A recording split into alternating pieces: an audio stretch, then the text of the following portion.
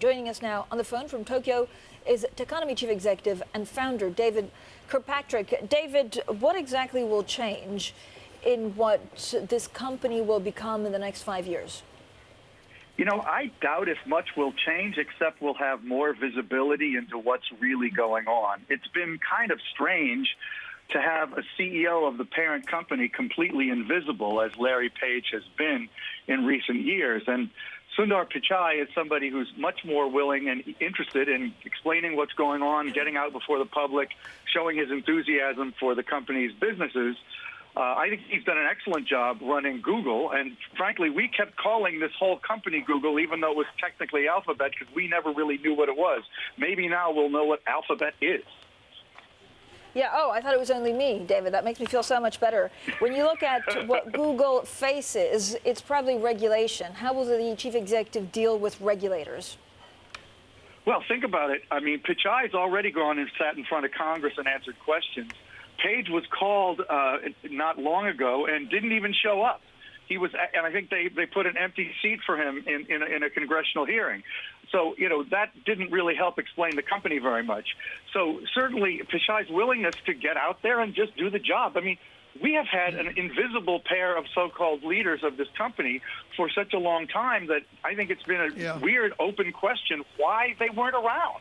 I mean, David, I totally agree, and we look forward to the Google effect from David Kirkpatrick out in the next 12 months.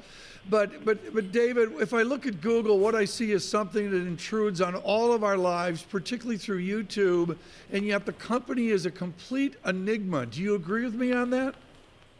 Well, I wouldn't say complete enigma. I mean, the company is the search engine and YouTube. That's really what the company is in terms of its revenues and profits.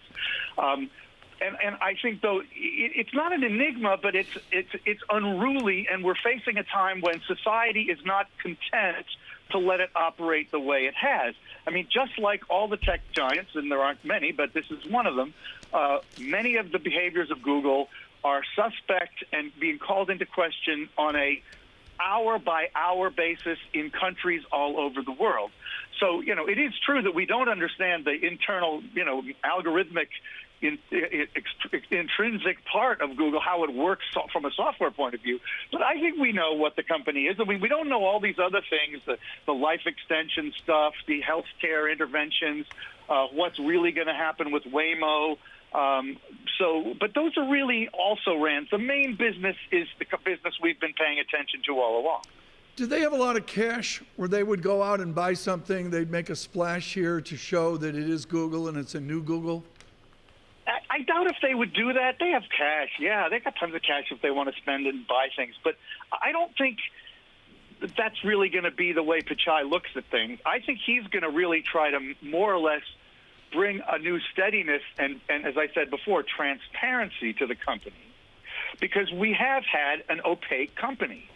And it's really under assault from many fronts, notably from regulators, but also from its own employees. And I'm not sure he has the formula there, because it seems to me that he's the one who's been leading the charge in what some employees would consider repressing their speech by, you know, reducing the weekly meetings, changing the rules for internal dialogue on their message boards, etc.